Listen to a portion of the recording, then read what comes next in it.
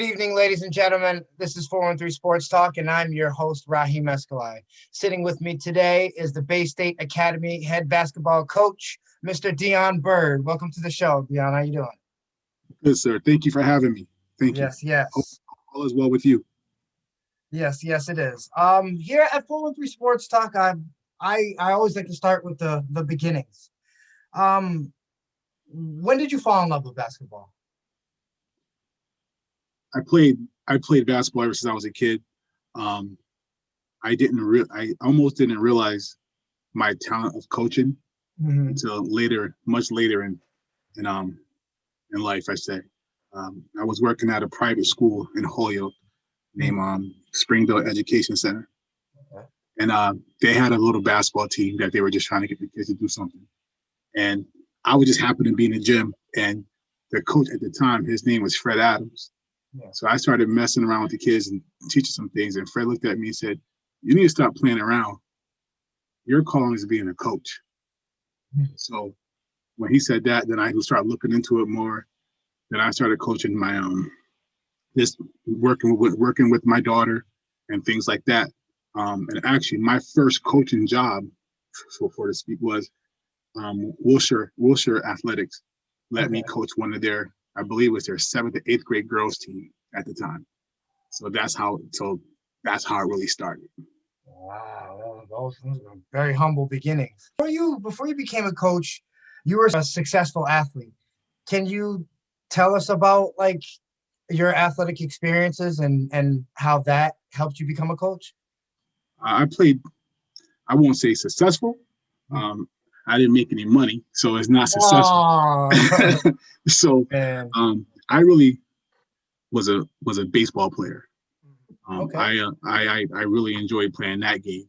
I Wow. played basketball because a lot of my friends played it. I became pretty good at it. I played football, but I didn't really play in school much because I was a big kid, but I wanted to be a quarterback. And there was no quarterbacks my size at that time playing football. Can I? Um, I'll so continue. Sorry. so I would say me playing sports didn't really shape me of becoming a coach. Uh, I took it as, and I'm going to be honest with you, I didn't have a great experience in high school. So when I got into coaching, I'm like, I'm going to make sure I'm going to do nothing like the coach I had. So that negative experience of that turned me into, I think, the coach I am today. Okay. Well, what's that? Oh, okay. All right. So fast forward to current day, Bay State Academy. You guys Yes. are 4-0. Can you elaborate on how you've navigated the complications of the pandemic, and how you guys' success has been so immediate? Well, we got to go back then. We just can't start there. Um, when I got hired at Bay State, I came in from Commonwealth Academy at the time when we were very successful there. We had a successful high school program and a youth program as well. So how the whole Bay State Academy came about was my younger kids played against Bay State, and we did pretty well against that. And then next thing you know, I get the phone call saying, "Listen, we're looking for a coach." So they hired me, and we took off running. This coming year was my 5th year there, and we were successful right away. We came in with a plan, and as hard as it was, and some didn't accept it right away, but we were successful. My first year there, we ended up making the playoffs, which was unexpected. Then, going into our second year, the pressure's on. You need to do it again. Yeah. So we actually did it again. We lost in the first round both years. So the third year we made it again, and I felt all the pressure on my neck. And now sounded like a Buffalo Bills story. Oh my God! But now I'm catching pressure at home from my wife and daughter saying, "Listen, don't you lose in this first round again." Right. So we end up winning that round, and we end up playing probably one of the best basketball high school games I've been involved in. We lost in the quarterfinals to who was the defending champion at the time. So then the following year, we kicked in the door this time. We end up, now was our fourth year, and we end up getting the first seed overall, and we end up losing in the championship game to the defending champion in overtime by 3. So that hurts. So now the culture is already set. The culture is set. We do a pretty good job of keeping the kids busy all year. So moving into the pandemic, it was off. Everything was off because we couldn't get into the gym. The kids couldn't work out. The kids were truly disappointed that we wasn't going to get an opportunity to have a chance to go back to the championship game, considering that this year's team was full of juniors. Mm-hmm. And knowing that we got there last year, so it was really hard for us to grab them, and give them something to play for. Mm-hmm. So what we played for was tape.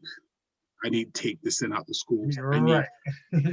There's some individual milestones that we want to reach. So let's reach for that, and let's use this season as part of our training to get ready for your senior year. Exactly. That's how we planned it. Right. Now, and speaking on that, the you guys' current margin of victory, I just found out, is 18.25. So from my analysis of the 4 games, you guys tend to pull away, especially in the third quarter. Can you speak to the kind of drills that you got your guys doing that make them that's made the shooting so successful this year? It's really their overall conditioning work that I can't take credit for. My assistant coach, Khalif Sharif, he does all of my conditioning work, and what he can put together for the kids to be ready to go is amazing. I stay out of his way. When it's time for stretching and conditioning, I just walk out and he does his thing. During the regular school year, my teams can play. I believe they can play two straight games if we needed to. Right. And even though we play in your face the whole game, we press and trap the whole game, and I think that we could still play 2 games from because of the work that he puts in. Wow, that and that speaks a lot. That speaks a lot to his methods and what he's got those guys doing during those drills. Yeah, he's. I honestly, I can't take any credit for that. I don't do any of our conditioning work at all. He does it all. Awesome.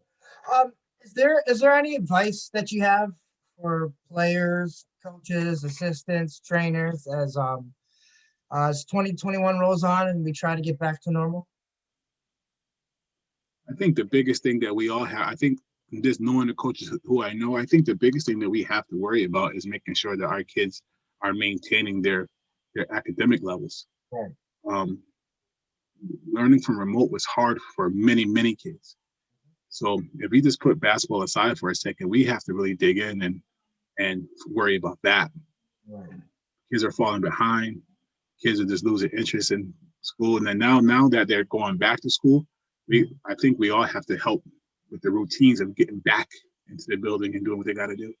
Exactly. But I won't say that's advice, but I think that that's something that I'm sure we all are aware of, that this needs to happen. Most definitely. Would you say, coaching wise, was there anybody current, retired, that you admire in the league right now? You mean NBA or NBA, college, period? Over the years, I mean, my coach and mentors mean everything to me.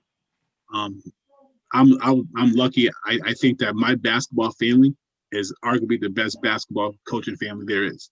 I'm extremely blessed, man. I got Tony Bergeron was my mentor for years, and still is my mentor. I can call him up anytime I want and ask advice. I can pick up the phone and call a Wes Jackson. I could pick up the phone and call Jock Rivera, who's the head coach at Woodstock Academy. Bergeron shot, man. I can call Coach Nate Martins, who's at Westfield State as well. Right. I was blessed that at my times of coaching at 5-star, I got to meet some of the better college coaches from all 3 levels. So I couldn't ask to be in a better situation where I can pick up a phone and call certain people anytime I need for advice and guidance. I'm like, for example, right before we played a championship game, I got a call from Coach Bergeron just to tell me, listen, enjoy today, win today. You don't know if you're going to make it back here. Right. So make sure you keep your kids loose and play hard. I mean, that's something like, so for someone who's been successful like that, to pick up the phone and call me, I can't. I'm just lucky. Well, what advice do you have for parents specifically who have children who aspire to be professional athletes when they grow up? We don't, again, every parent has their own ideas about what's best for their child. Sometimes some parents don't want to hear it. So in my program, we don't speak about the NBA. We don't speak about professionals. We don't speak about D1 scholarships. We don't speak of that. We speak of go to college. Go to college, because I can't guarantee you that you're going to be a Division I scholarship player. If anyone guarantees your kid that they're going to be that, they're lying to you. I can't guarantee you that. I can guarantee you that we would put the work in all we can to get you better. But as far as me saying, well, you're going to be the next great, I can't tell you that. I don't know how much work you're going to put in by yourself. I don't know how much commitment your parents going to put into this. All we do is just say, here's our plan. Here's what we're going to do. We're going to get you in college. I don't care where you go. I mean, a degree is a degree. You can get a degree from Elms College. It doesn't matter what division you're in. That degree changes your life, and it changes your family's life. So that's what we preach. Awesome. Well, this year, Coach, I'm intrigued by the way you've got these boys playing. What can the rest of us expect from you guys this season? Next year? Yes. Because our season's over. We're going to be senior heavy. And it's funny that we've been around the boys for some of them 5-6 years now, and how much they've grown since we took over. I would just go like Travis Jordan, for example. He's grown so much since his freshman year. My son, I can't believe how big he's gotten. Like, it just hit me a couple of days ago that he's taller than me. I think that we're going to be very good. And we're going to work to make sure that we're going to be as good as that what we're supposed to be. Right, most definitely. Last but not least, I have to know. I'm going to go through the professional sports. I want to know if who you root for. Yes. We're going to start with football. I am a diehard Cowboy fan. But why did I not get that before? But I am a football fan first. I would tell you that my team is terrible. Yeah. Some things got to change. I am not that one that will sit up and down and tell you that next year we're going to the Super Bowl. I'm not that guy. I'm just a fan of the boys. Oh man, I think this year, I think the playoffs are at least in the cards. There's no way that Dak comes back. You know, he's motivated up from that paycheck, and I don't see if he stays. I don't see them failing. Well, I want to ask you a question then. You tell me any professional football team that loses their quarterback, their 2 tackles, their starting all-world guard, and plenty defensive players. Mhm. Who's going to be good? Got Jason Witten. Remember, he came back for a little bit. Jason Witten was last year. He was with the Raiders. Raiders, yeah, that last year. But still, if Green Bay loses, if Green Bay, and I'm only saying that because I see that god awful stuff that's parked behind you. Oh man! If Green Bay loses Rodgers, their tackles, they lose their offensive line. Period. Yeah. Are they winning games? Nah. Oh no. Mm-mm. So that's my biggest beef with all these sports shows. Like everyone gets a free pass for losing games, but as soon as the Cowboys lose games, and no one talks about how hurt they were all year. You never hear it.